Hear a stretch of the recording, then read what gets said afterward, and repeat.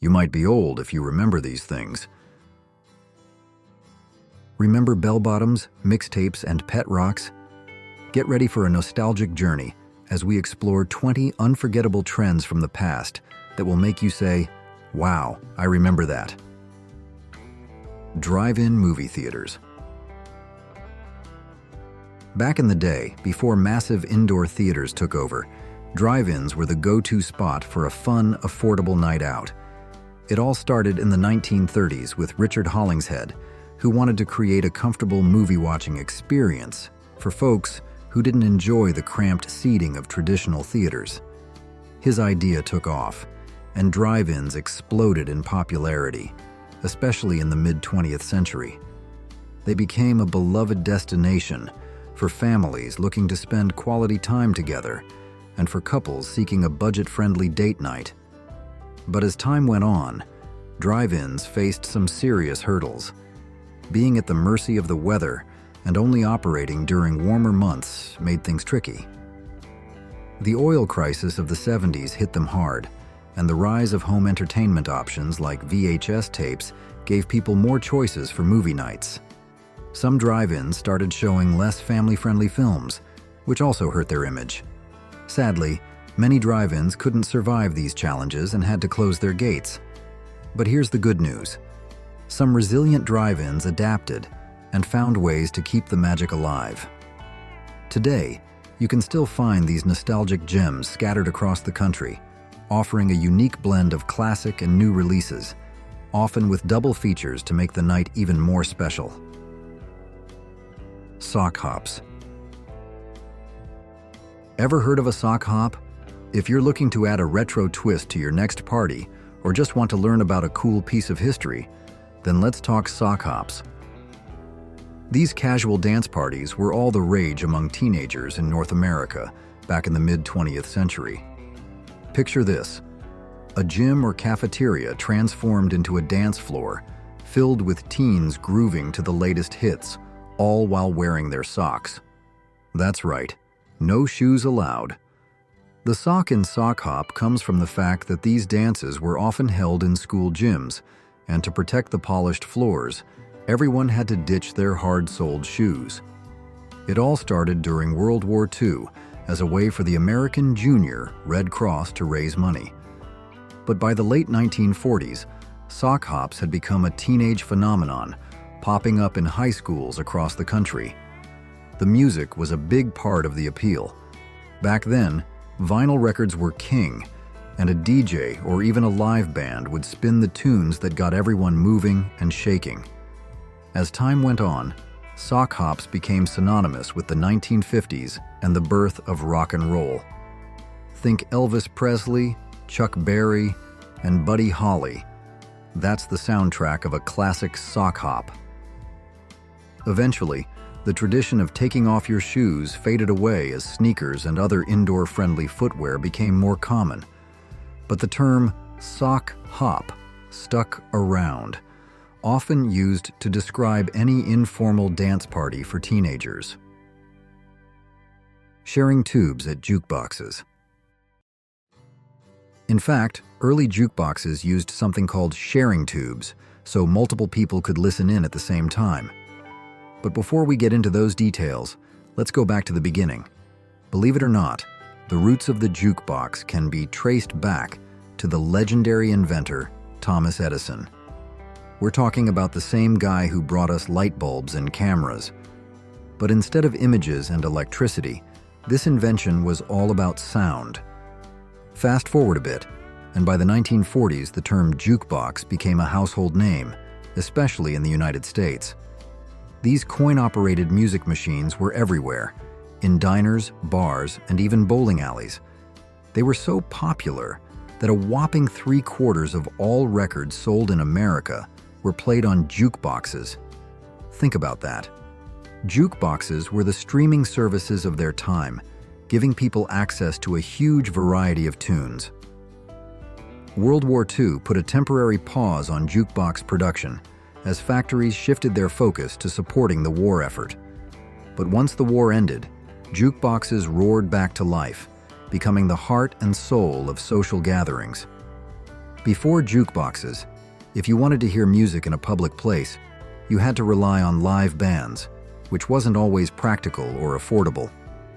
Jukeboxes changed the game, not just for music lovers, but also for artists who suddenly had a new way to reach a wider audience and sell their records. Hula hoops. Ever spun a hula hoop and wondered where this fun, twirling toy came from?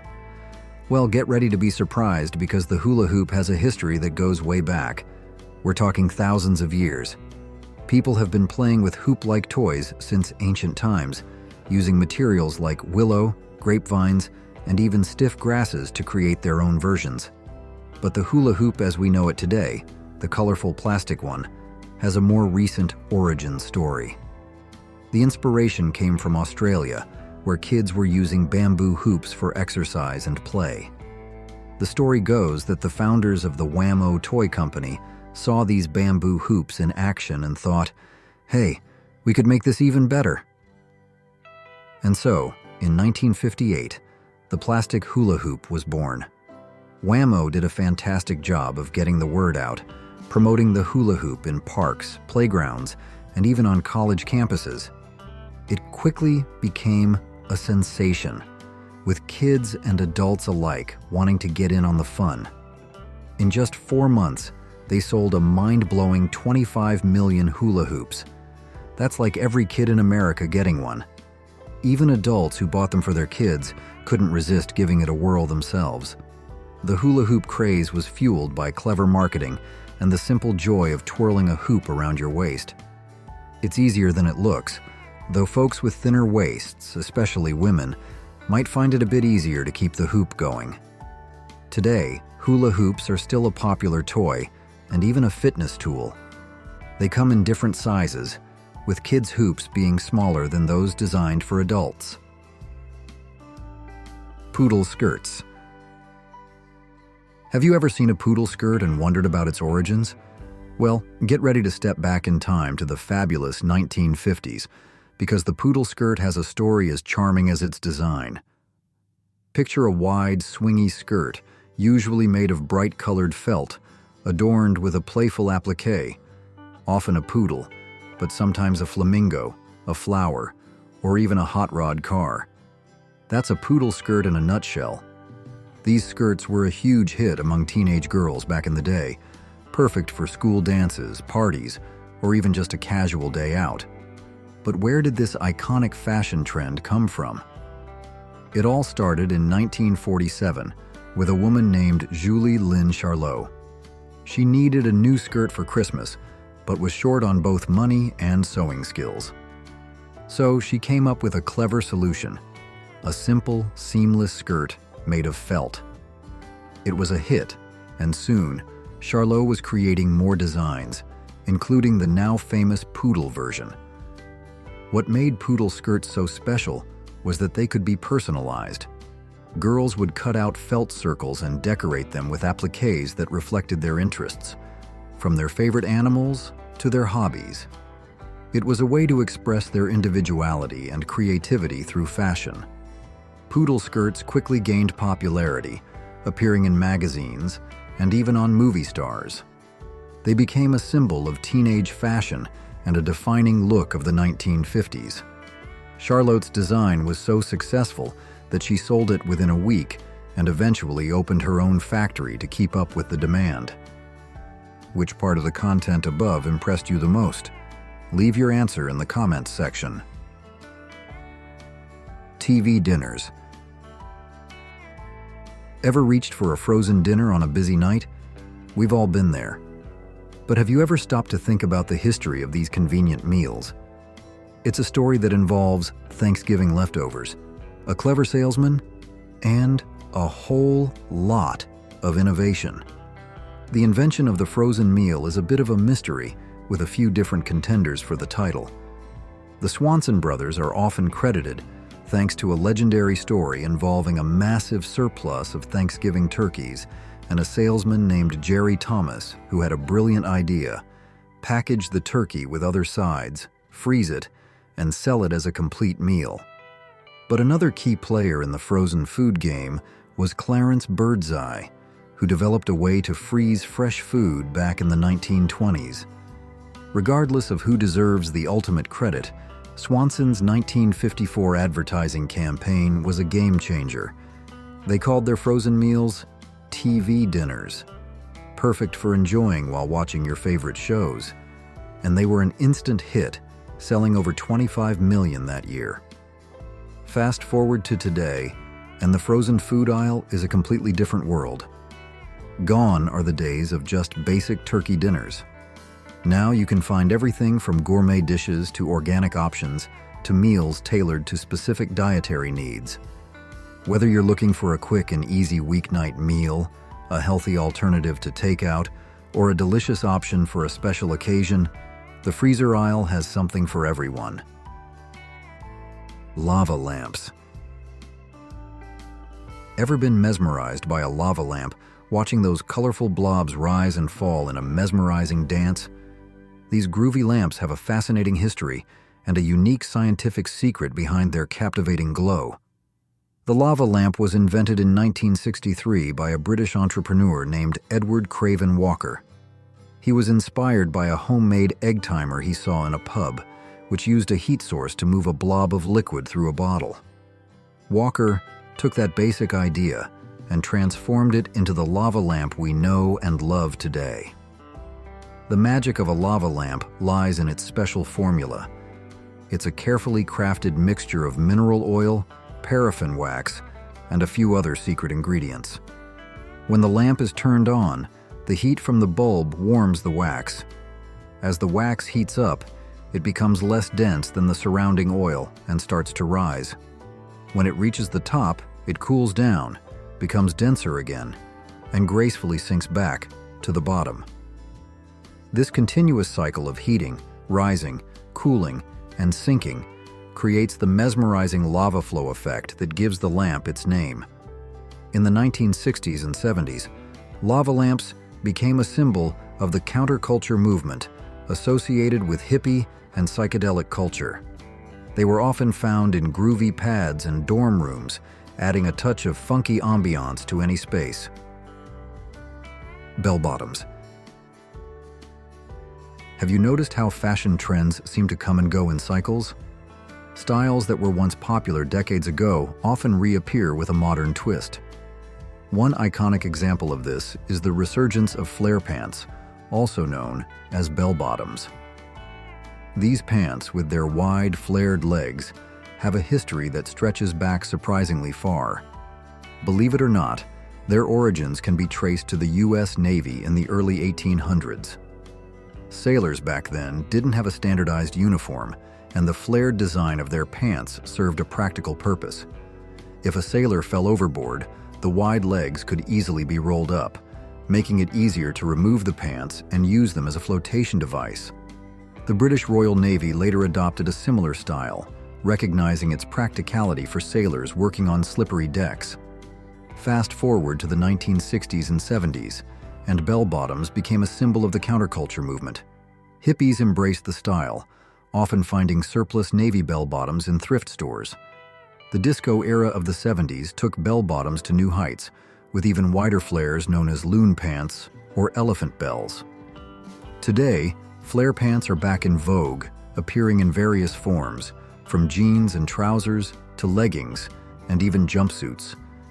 They've been spotted on celebrities, fashion runways, and of course, on stylish individuals who appreciate their retro flair. Roller skating. Ever laced up a pair of roller skates and glided across a rink or down the sidewalk? Roller skating is a beloved pastime for many, but did you know it has a rich and fascinating history? Let's roll back the clock and explore how this activity evolved from a simple mode of transportation to a global phenomenon.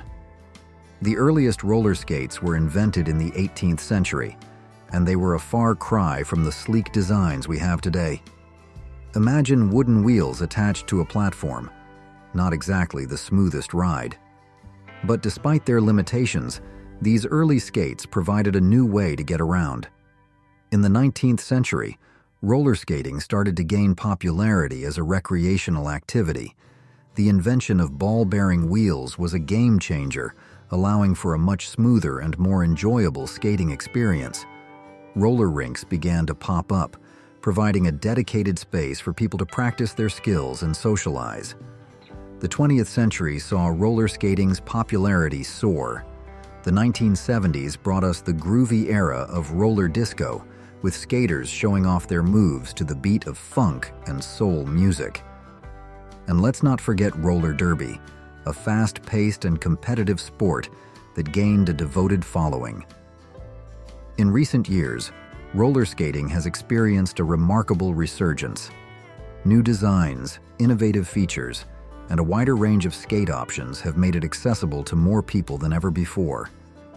Please comment 1 to let me know you'll be watching this video until the end. 8-track tapes. Remember the days of 8-track tapes?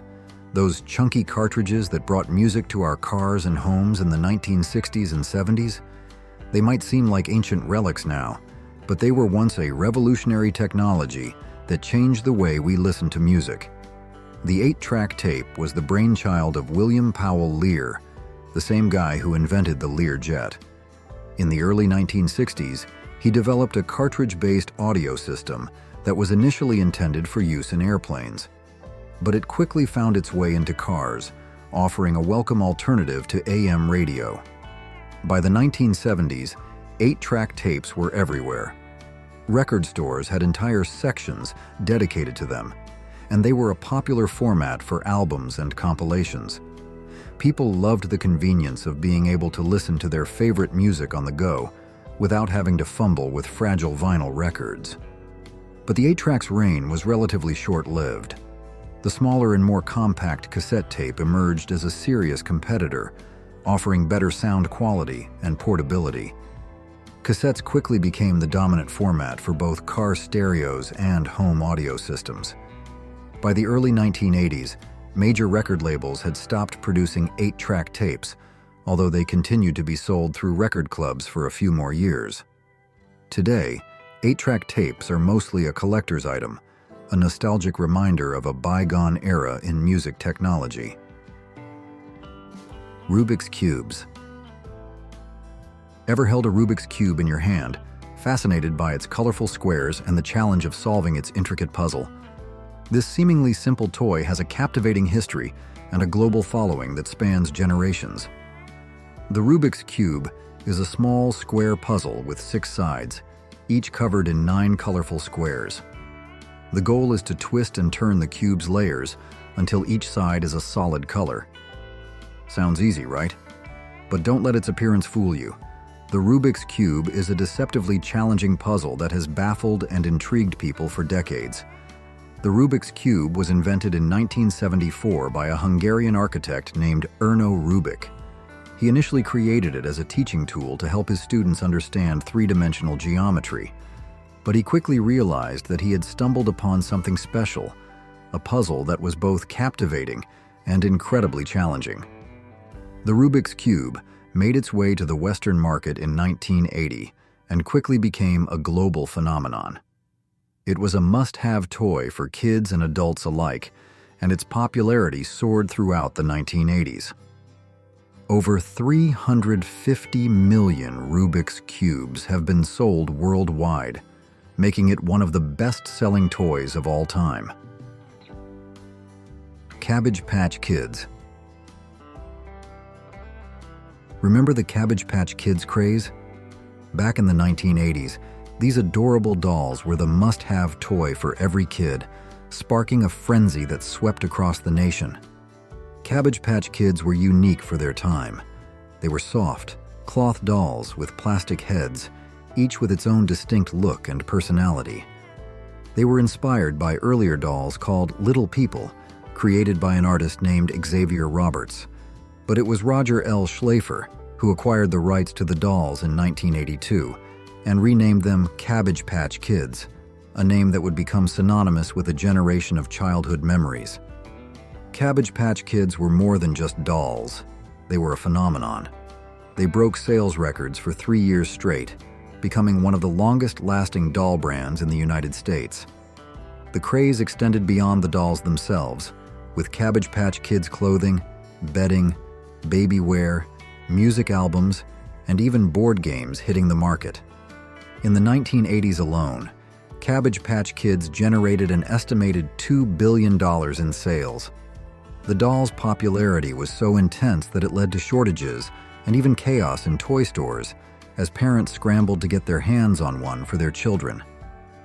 The origins of the Cabbage Patch Kids can be traced back to the early 1970s and an artist named Martha Nelson Thomas. However, it was Xavier Roberts who took her idea, put his own name on it, and turned it into the massive success it became in 1983. Today, Cabbage Patch Kids are still being produced, although they may not hold the same level of frenzy as they did in their heyday. Share with us which part of this video you found the most impressive or interesting. Thank you. Arcade games. It all started with Space Invaders in 1978. This simple yet addictive game, where you had to shoot down waves of alien invaders, sparked a craze that swept across the globe. Suddenly, arcades were popping up everywhere, filled with eager players vying for high scores. Space Invaders paved the way for a wave of shoot-'em-up games like Galaxian and the iconic Asteroids, which introduced vector graphics and a whole new level of visual excitement. As technology advanced, arcade games evolved from black and white simplicity to colorful and immersive experiences. Games like Frogger, where you had to guide a frog across a busy road, and Centipede, where you battled a giant segmented insect, captured the imaginations of players. Arcades became a cultural phenomenon, influencing movies, music, and even fashion. Characters like Pac-Man, the hungry yellow circle gobbling up dots and ghosts, and Donkey Kong, the barrel-throwing ape, became global icons.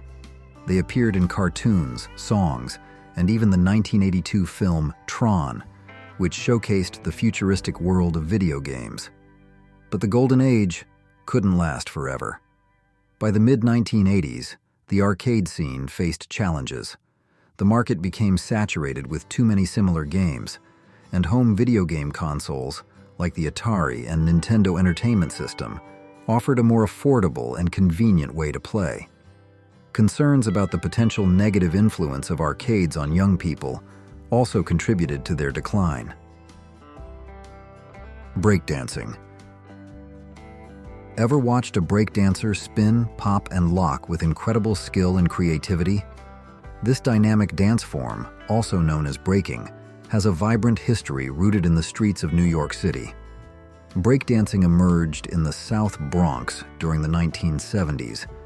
It was born from the energy and spirit of the era, drawing inspiration from funk, soul, and disco music and dance styles. Breakdancing is an integral part of hip-hop culture, considered one of its 4 foundational elements, alongside rapping, DJing, and graffiti art. It's a dance form that combines intricate footwork, acrobatic moves, and a whole lot of improvisation and personal style. Breakdancing quickly gained popularity, spreading from the streets of the Bronx to other parts of New York City and beyond. It became a global phenomenon, captivating audiences with its raw energy and athleticism. Over the years, breakdancing has evolved and diversified. Different styles and techniques have emerged from various regions and communities, adding to the richness and complexity of the dance form. What started as a street dance has now gained recognition on the world stage. In a historic announcement, breakdancing was officially added to the program of the 2024 Olympic Games in Paris. This is a major milestone for breakdancing, recognizing it as a legitimate and respected sport and art form. Leg warmers. Leg warmers are essentially tubes of fabric that you wear over your lower legs. They serve a practical purpose, providing warmth and protection in chilly weather.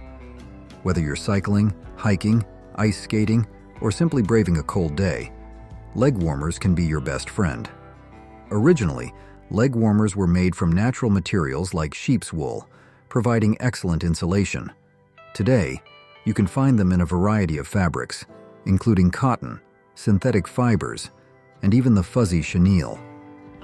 Ballet dancers have long used leg warmers to keep their leg muscles warm during rehearsals and performances. The idea is that warm muscles are less prone to cramps and injuries, although there's not a lot of scientific evidence to support this claim.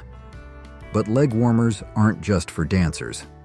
They became a major fashion trend in the 1980s, thanks in part to movies like Fame and Flashdance, which showcased dancers sporting leg warmers as part of their stylish attire.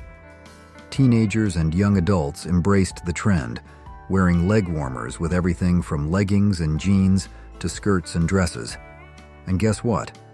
Leg warmers are back in style. They've made a comeback in recent years, not just as a fashion statement, but also as a practical accessory for parents. Leg warmers can help keep babies and toddlers warm, and they make diaper changes a breeze, especially in colder weather. Mullets.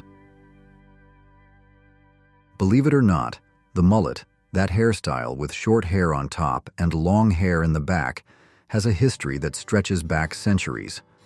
While it might not be everyone's cup of tea, the mullet has experienced periods of popularity throughout history, and it just might be making a comeback once again.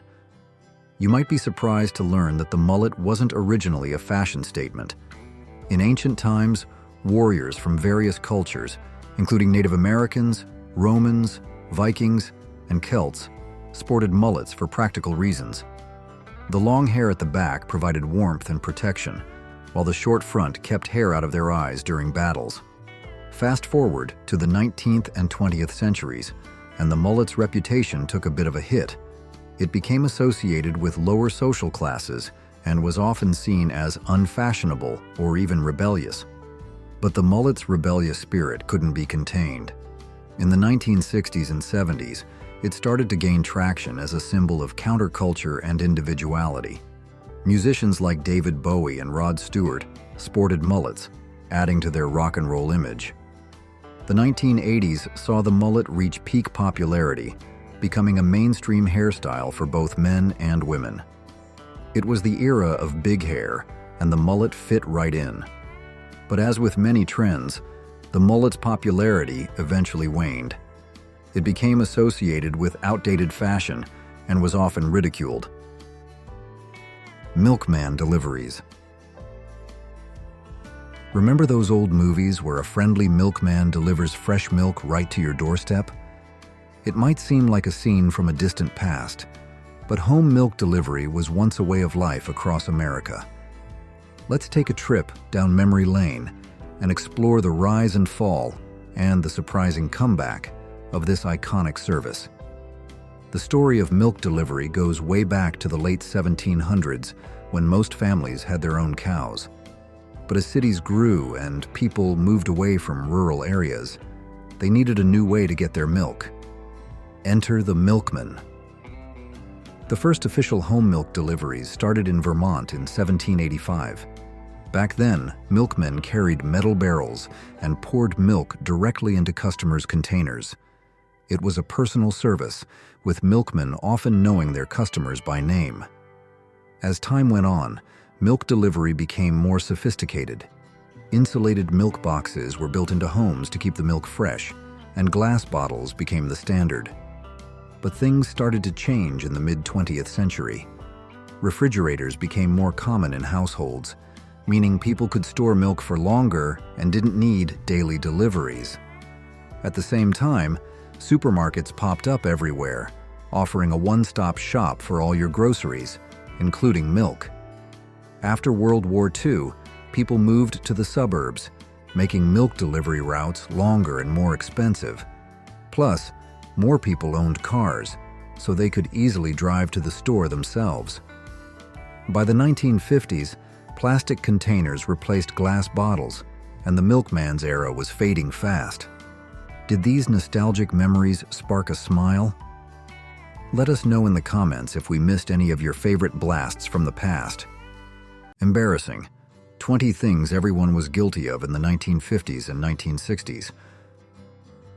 Ever wonder what life was like in the groovy 50s and swinging 60s? Get ready to cringe and chuckle as we explore hilariously embarrassing trends and fads from those decades. From pointy bras to coonskin caps, buckle up for a nostalgic trip down memory lane. You might recognize yourself in these blasts from the past. Batman and Tiki culture. Holy Batmania, Batman.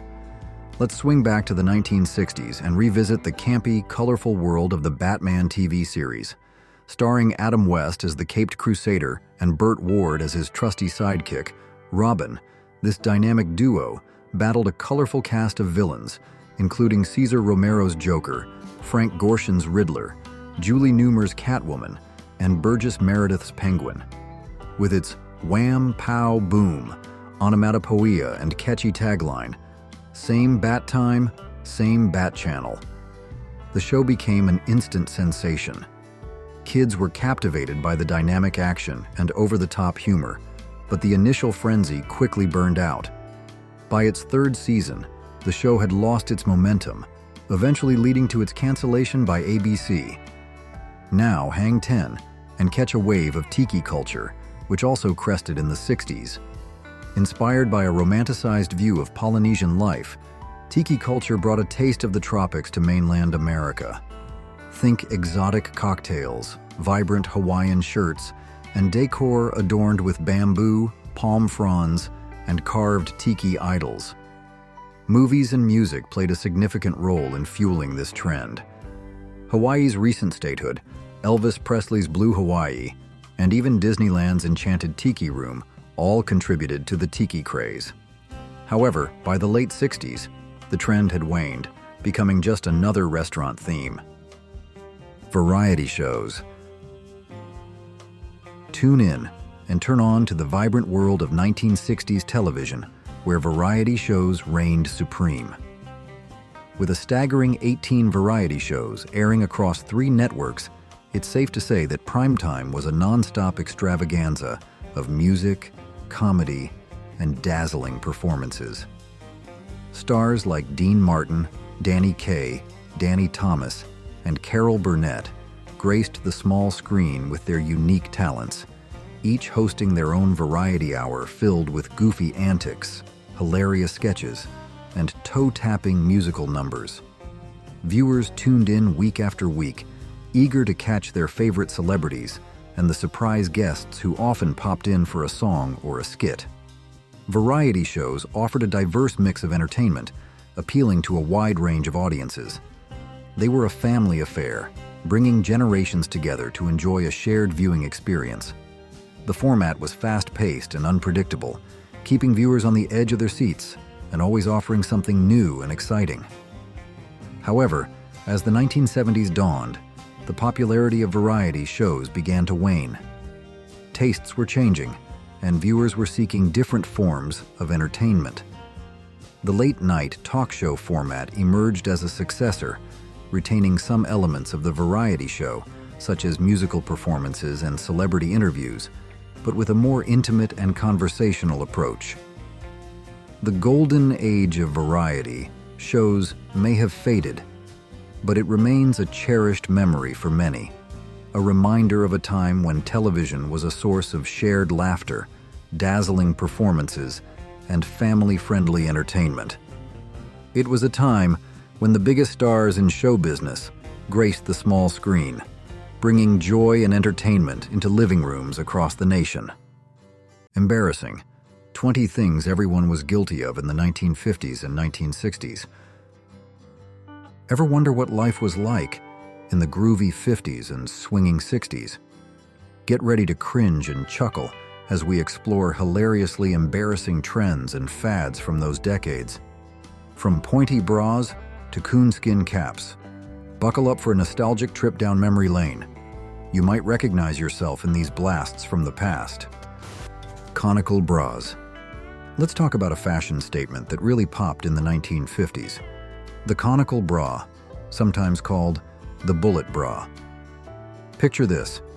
It's a time when the good girl image was all the rage, but underneath those prim and proper outfits, a little rebellion was brewing. Enter the conical bra with its pointy, attention-grabbing shape, It was a far cry from the softer, rounded styles of earlier decades. Hollywood stars like Marilyn Monroe, Jane Mansfield, and Jane Russell embraced this bold look, making it a symbol of glamour and a touch of defiance. Can you imagine the impact of a figure-hugging sweater paired with a bullet bra? It was the ultimate 50s fashion combo, creating a silhouette that turned heads and challenged expectations. This seemingly simple undergarment became a powerful statement, hinting at a shift in attitudes and a desire for something more daring. Bond mania and the space age. Blast off into the swinging 60s, a decade that was all about embracing the future and reaching for the stars. The space race was in full swing, igniting imaginations and transforming everything from furniture design to fashion. Picture homes adorned with rocket-shaped lamps, pod-like chairs, and clothing that resembled futuristic spacesuits. Kids were sipping Tang while watching the Jetsons, dreaming of a world where robots did the chores and flying cars were the norm. Science fiction captivated audiences, with shows like Star Trek and Lost in Space transporting viewers to unexplored galaxies and sparking a fascination with the possibilities of space exploration. But the 60s weren't just about outer space. They were also about spies, intrigue, and international adventures. Bond mania swept the globe as James Bond's suave demeanor, cool gadgets, and daring missions captivated audiences. The spy craze infiltrated Hollywood, with Dean Martin's Matt Helm movies, James Coburn's Our Man Flint, and TV shows like Get Smart, The Man from UNCLE, and The Wild Wild West capturing the public's imagination. Cat-eye glasses. Let's talk about a fashion accessory that truly defined the 1950s and continues to be a beloved retro look even today: cat-eye glasses. These weren't just your average spectacles, they were a stylish statement, specifically designed to flatter the feminine face. Imagine the impact of those distinctive wingtips on the upper rim, elegantly mimicking the shape of a cat's eye. Before this era, glasses were often seen as purely functional, but the cat-eye frames brought a touch of glamour to everyday eyewear. Hollywood stars were quick to embrace this chic trend, and soon, housewives and teenage girls alike were sporting their own pair of cat-eye glasses. This iconic look transcended age and social status, becoming a symbol of sophistication and femininity. The enduring popularity of cat-eye glasses speaks volumes about their timeless appeal. They offer a unique blend of vintage charm and modern flair, making them a favorite among fashion-conscious individuals even decades later. Whether you're channeling a retro vibe or simply want to add a touch of personality to your look, cat-eye glasses are a guaranteed head-turner. Tupperware parties. While Tupperware itself was invented in the 1940s by Earl Tupper, it was the 1950s that truly launched it into stardom. Imagine a time when housewives eagerly embraced these colorful, airtight containers that promised to keep their food fresh and organized. Tupperware parties became a social event, a chance for women to gather, connect, and share their experiences while discovering the wonders of these innovative products. The parties weren't just about selling Tupperware, they were about empowering women. Many housewives saw an opportunity to become consultants themselves, hosting parties for their neighbors and friends, earning extra income, and gaining a sense of independence. Tupperware became synonymous with suburban life, a symbol of modern convenience and a testament to the power of female entrepreneurship. What's even more remarkable is that Tupperware parties were, in essence, a pioneering form of influencer marketing, long before the rise of social media influencers. These parties relied on word-of-mouth marketing, with enthusiastic hosts demonstrating the products and sharing their benefits with their networks. Tupperware's success in the 1950s demonstrates the enduring power of social connection and the effectiveness of building a brand through personal relationships and authentic testimonials. Beatlemania hits America. February 9th, a Sunday evening, and a record-breaking 73 million people glued to their television screens, eagerly awaiting the Beatles' debut on The Ed Sullivan Show. And when those four lads from Liverpool stepped onto the stage, unleashing their infectious energy and groundbreaking music, Beatlemania officially swept across the nation. It wasn't just their music that captivated audiences, it was their entire image, their rebellious spirit, and their iconic mop-top hairstyles that set them apart. Those longish locks with bangs were a stark contrast to the short, conservative haircuts of the 1950s, symbolizing a youthful rebellion and a rejection of the old guard. Teenagers everywhere rushed to emulate their idols, transforming barbershops into Beatlemania Central. The Beatles' impact extended far beyond hairstyles. Their music became the soundtrack of a generation, their lyrics reflecting the changing times and the aspirations of young people eager to break free from tradition. They became a symbol of youthful optimism, a catalyst for change, and a driving force behind the cultural revolution that was brewing in the 1960s. The Sea Monkeys craze. Dive into the nostalgic world of childhood wonder, and let's revisit the Sea Monkeys craze that swept through the 1960s. Imagine yourself as a kid, flipping through the pages of your favorite comic book, and there it is, an ad for Sea Monkeys, promising a world of underwater adventure in a tiny package. Who could resist? For just $1, you could order these instant pets and witness the miracle of life unfold before your very eyes. The truth, however, was a bit less fantastical. Sea monkeys were actually brine shrimp, tiny creatures in a state of suspended animation, waiting to be brought back to life with a simple addition of water. The illustrations in the ads depicted adorable, humanoid creatures frolicking in an underwater paradise, a far cry from the microscopic reality. But that didn't dampen the enthusiasm of countless kids who eagerly awaited the arrival of their sea monkeys, ready to embark on a journey of scientific discovery. The Sea Monkeys craze was a testament to the power of marketing and the boundless imagination of children. It tapped into a sense of wonder and the desire to create a miniature world of one's own. Getting pinned. Let's step back in time and explore a charming and romantic tradition that was all the rage on college campuses during the 1950s. Getting pinned. It was a gesture that spoke volumes about a couple's commitment and relationship status, a public declaration of love and exclusivity. Imagine this. A young man, smitten with his sweetheart, presents her with his school pin, a symbol of his identity and belonging. The girl, filled with joy and pride, accepts the pin and proudly wears it on her sweater or jacket, announcing to the world that she is going steady. Getting pinned was a significant milestone in a young couple's relationship, a moment to be celebrated and cherished.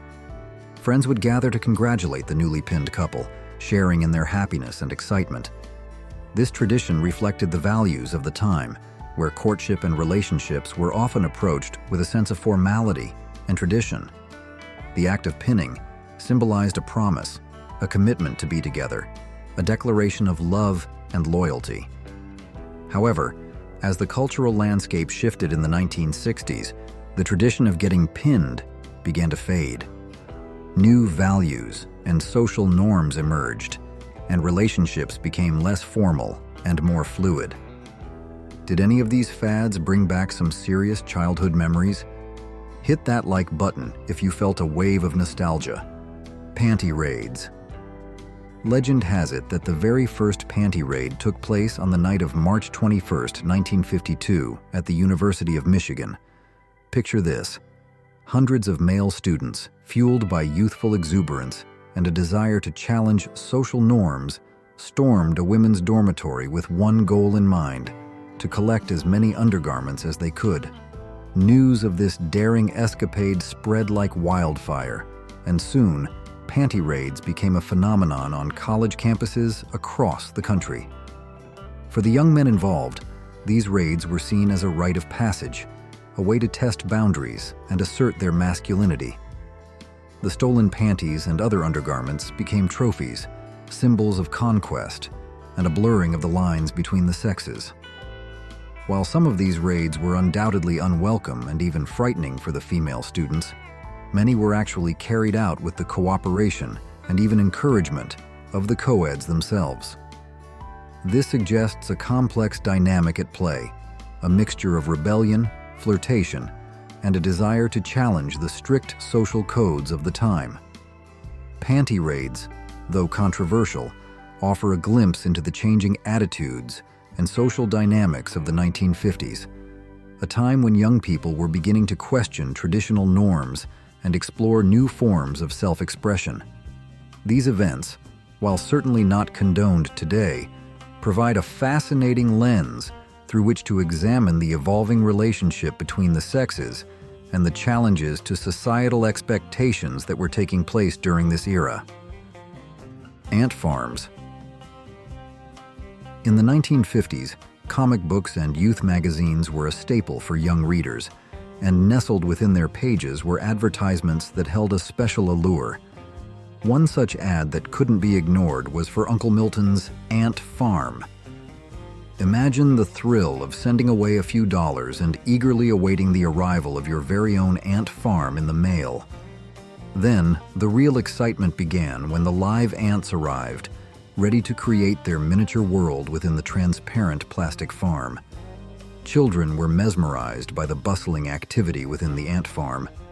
They watched in fascination as the ants diligently moved grains of sand, constructing tunnels and chambers, creating a miniature society right before their eyes. Ant farms were more than just a toy. They were a window into the wonders of nature, a hands-on science lesson that sparked curiosity and a love for the natural world. These miniature ecosystems fostered a sense of wonder and appreciation for the intricate workings of the insect world. Coonskin caps. This furry headwear, complete with a raccoon tail dangling down the back, became an iconic symbol of the era, thanks in large part to the Disney miniseries, Davy Crockett, King of the Wild Frontier. Imagine the impact of Fess Parker, portraying the legendary frontiersman Davy Crockett, sporting that coonskin cap on screen. It sparked a frenzy among youngsters who clamored to emulate their hero. The Disney show alone generated millions of dollars in coonskin cap sales, turning it into a must-have fashion accessory for any aspiring frontiersman. The coonskin cap craze wasn't just about fashion, it was a reflection of a renewed interest in American folk heroes and the romanticized image of the Wild West. Figures like Davy Crockett, known for his larger-than-life exploits, captured the imaginations of a nation. The coonskin cap became a symbol of adventure, rugged individualism, and a connection to a simpler, more heroic past. Beatniks. The beatniks were a unique breed, often intellectuals and artists, who rejected mainstream values and embraced a life of nonconformity. Picture smoky coffee shops and dimly lit underground clubs, filled with young men and women sporting black turtlenecks, berets, and goatees, engaged in passionate discussions about poetry, jazz, and the meaning of life. Literary giants like Allen Ginsberg and Jack Kerouac became the leading voices of this movement, their works capturing the essence of beatnik philosophy and inspiring a generation to question the status quo. The beatniks were rebels with a cause, rejecting materialism and conformity in favor of intellectual exploration, artistic expression, and a search for deeper meaning. Their rejection of traditional values and their embrace of individuality paved the way for the countercultural movements of the 1960s, influencing everything from music and fashion to social and political activism. The Beat generation left an indelible mark on American culture, challenging conventional thinking and inspiring generations to embrace their own unique voices. They were pioneers of self-expression, paving the way for a more open and inclusive society where individuality and creativity were celebrated. Gloves. Let's step back in time to the 1950s, a decade where elegance and formality were woven into the fabric of everyday life. For women, getting dressed up for any occasion often meant completing the ensemble with a pair of gloves, adding a touch of sophistication and refinement. Imagine a time when formal wear was the norm, and gloves were considered an essential accessory for any woman venturing out in public. Whether attending a church gathering, enjoying a luncheon with friends, or simply going shopping, gloves were the perfect finishing touch to any outfit. The length of the gloves was dictated by the length of the sleeves, with shorter sleeves calling for longer gloves. This attention to detail and adherence to etiquette were hallmarks of the 1950s, reflecting a society that placed a high value on propriety and decorum. Gloves were more than just a fashion statement. They were a symbol of femininity, elegance, and social grace. They added a touch of glamour to everyday life, transforming even the simplest outing into a special occasion. Please comment 1 to let me know you'll be watching this video until the end. Dog collar anklets. Let's dive into a truly peculiar fashion trend that emerged among young women in the 1950s, wearing dog collars as anklets. Yes, you heard that right. Teenage girls started adorning their ankles with these unlikely accessories, turning them into a unique form of social signaling. Imagine the scene: bobby socks, saddle shoes, and a dog collar wrapped around one ankle. It sounds strange to us today, but back then, it was a way for girls to communicate their relationship status. Believe it or not, there were even rules about which leg to wear the collar on, depending on whether you were single or going steady. The specific leg varied depending on where you lived, adding another layer of intrigue to this unusual fad. While it might seem bizarre now, the dog collar anklet craze reveals a lot about the social dynamics and trends of the 1950s. The cowboy craze. The seeds were sown in the late 40s, but it was during the 50s that the cowboy spirit truly took hold, capturing the imaginations of folks of all ages, especially youngsters. Picture this: neighborhoods filled with kids decked out in cowboy hats, western shirts, and cap guns holstered at their sides. They were ready to gallop into adventure, pretending to be their favorite heroes like the Lone Ranger. The cowboy craze wasn't just about playing dress-up. It was a cultural phenomenon that permeated every aspect of life. Families gathered around their brand new television sets to watch Western shows like The Roy Rogers Show, Gunsmoke, and The Rifleman, sharing in the excitement and adventure of the Wild West. This fascination with cowboys reflected a longing for simpler times, a yearning for heroism and adventure in a world that was rapidly changing. The cowboy embodied values like honesty, courage, and self-reliance, qualities that resonated deeply with audiences. The cowboy craze left an indelible mark on American culture, influencing fashion, music, and entertainment for years to come. Hair straightening with an iron. Journey back to the 1960s, a time when women were willing to go to great lengths and even risk a few burns to achieve the coveted straight hairstyle that was all the rage. Before the advent of hair straighteners as we know them today, a common household appliance played a surprising role in the pursuit of sleek, pin-straight locks, the trusty clothes iron. Imagine the scene: a young woman, determined to tame her unruly waves, carefully lays her hair on an ironing board while her mother wields a hot iron, meticulously pressing out every curl. It was a risky endeavor, with the potential for burns and singed hair a constant threat. But for many women, the desire for straight hair outweighed the dangers. This resourceful approach to hair straightening speaks to the ingenuity and determination of women in the 1960s, who were constantly pushing boundaries and experimenting with new ways to express themselves through fashion and beauty. What's the most embarrassing trend you remember from the 50s and 60s? Spill the tea in the comments. Posing on cars. Rev up your engines and cruise back to the 1960s, a decade where cars weren't just a mode of transportation. They were a symbol of freedom, style, and status. And what better way to showcase your prized possession than by striking a pose on its hood? Picture this: a confident young man or woman perched atop their gleaming automobile, radiating coolness and capturing a moment in time that would become a cherished memory. Posing on cars was a ubiquitous trend in the 60s, a testament to the cultural significance of these vehicles.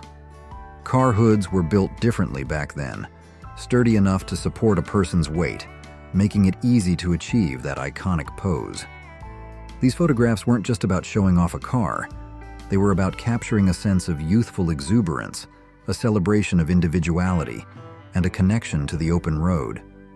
The car became a stage, a backdrop for self-expression, and a symbol of the aspirations of a generation eager to embrace the possibilities of a rapidly changing world.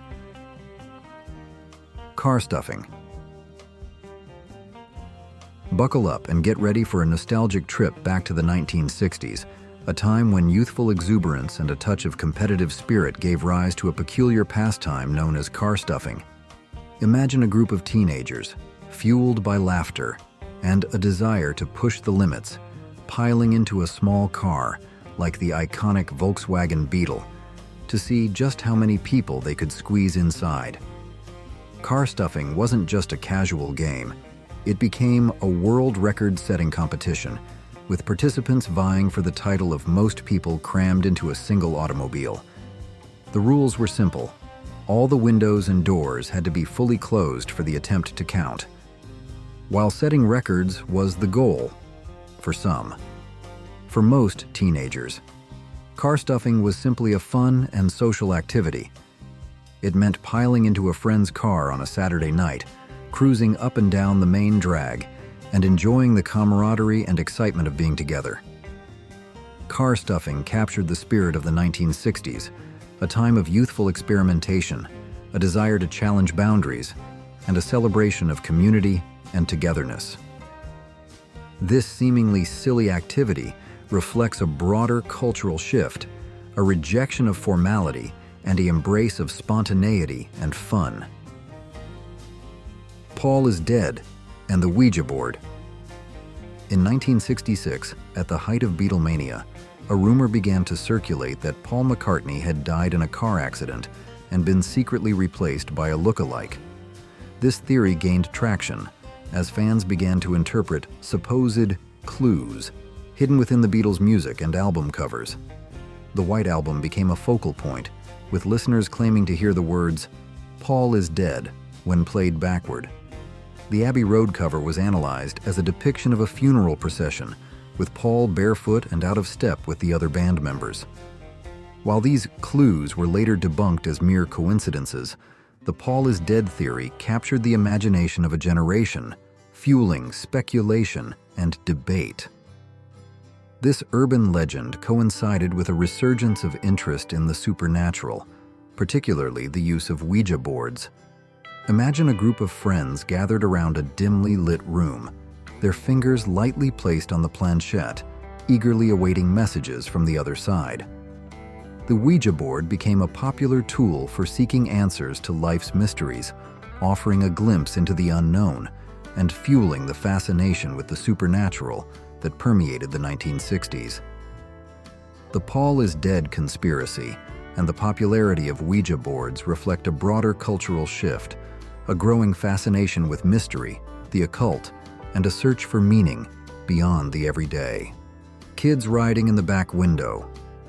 A family embarking on a road trip and a small child nestled comfortably on the rear dashboard, gazing out the back window, perhaps even drifting off to sleep. This was a common sight in the 60s, as cars were often larger, with spacious back seats and expansive rear dashboards that provided a perfect perch for little ones. Riding in a car back then was an adventure in itself, with kids roaming freely between the front and back seats, unrestrained by seat belts or car seats. It was a time of unrestrained movement and exploration within the confines of the family vehicle. While this might raise eyebrows today, It's important to remember that safety standards were different back then. Seatbelts weren't mandatory, and the concept of car seats was still in its infancy. The image of a child riding in the back window evokes a sense of nostalgia, a reminder of a simpler time when family road trips were filled with a sense of freedom and adventure.